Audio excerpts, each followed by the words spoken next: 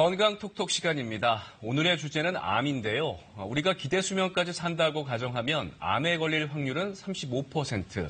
즉 3명 중 1명은 살면서 암에 걸린다는 이야기입니다. 네, 암. 더 이상 남의 일이 아닙니다.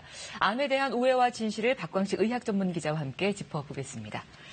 박 기자, 먼저 종양과 암, 이게 다른 건가요? 많이들 혼동하시는데요. 이 종양을 암과 같은 걸로 생각하지만 좀 다릅니다. 네. 종양은 이 비정상적으로 생긴 이 모든 종괴, 덩어리를 총칭하는데요. 쉽게 말해서 이 몸에 생긴 모든 혹을 종양이라고 부르는 겁니다. 혹 중에도 무시해도 되는 혹이 있고 또 심각한 혹이 있겠죠. 그래서 종양을 크게 이 양성하고 악성으로 나누는데요. 바로 악성 종양이 우리가 이야기하는 이 암입니다. 양성 종양은 생명에 영향을 주진 않지만 악성 종양은 이 생명과 직결됩니다. 그래요. 그러면 악성 종양, 그러니까 암이 정상 조직과는 어떻게 다른 건가요? 네, 일단 암은요. 암세포는 한 가지 세포에서 출발을 합니다.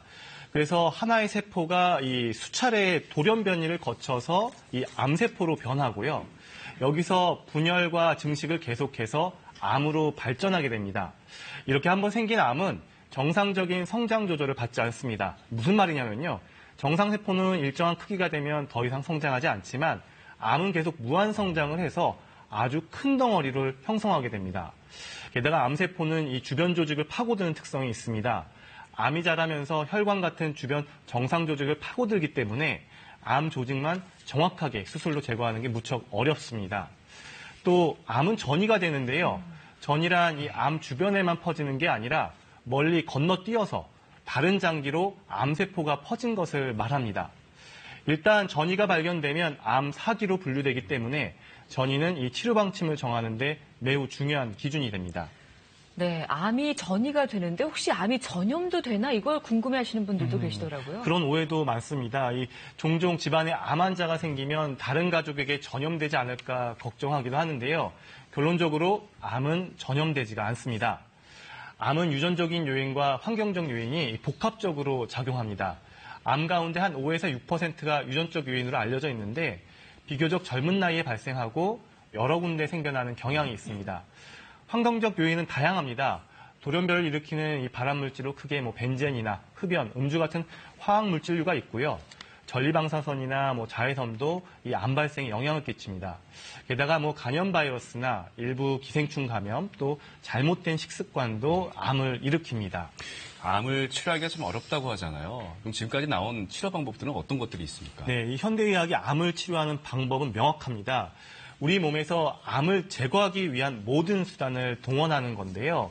다들 아시다시피 수술은 가장 확실한 방법입니다. 마치 잡초를 송두리째 뽑아내는 것과 같은 원리입니다. 또 방사선 치료가 있죠. 이것도 암 부위에 방사선을 쪼여서 암세포를 파괴하는 방법인데 투과 부위의 정상 조직도 파괴된다는 단점이 있습니다. 항암화학요법은 항암 치료라고 흔히 줄여 말하는데요. 혈관에 항암제를 투여하는 방식이기 때문에 전신에 퍼진 암을 치료하는 데 효과적입니다.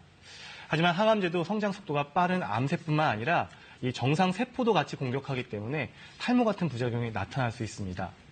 최근엔 치료 효과는 더 좋으면서 부작용이 적은 표적항암 치료제나 항암 면역 치료제 등이 나와서 다양한 방법들이 시도되고 있습니다. 네, 암에 좋다는 민간요법들, 특효약들 이런 것들이 많던데 어떤가요? 이런 네, 것들? 이 절박한 상황에서 지푸라기라도 잡는 심정이죠. 암에 좋다는 특효약이라고 소문난 것들을 찾게 되는데요. 무슨 나무집이니, 무슨 버섯, 또 무슨 식이요법, 무슨 차 등 종류도 많고 때로는 너무 허황된 것들도 섞여 있습니다. 문제는 암 환자나 가족들의 이 절박한 심정을 이용해서 이를 특효약으로 둔갑시켜서 비싼 가격에 팔리고 있다는 점입니다. 하지만 이런 특효약들은 암 치료 효과가 검증된 바 없고요. 오히려 이 부작용 때문에 치료를 방해할 수가 있어서 애초에 관심을 기울이지 않는 게 좋습니다. 네, 박광식 의학 전문 기자와 함께 암에 대해서 살펴봤습니다. 오늘도 잘 들었습니다.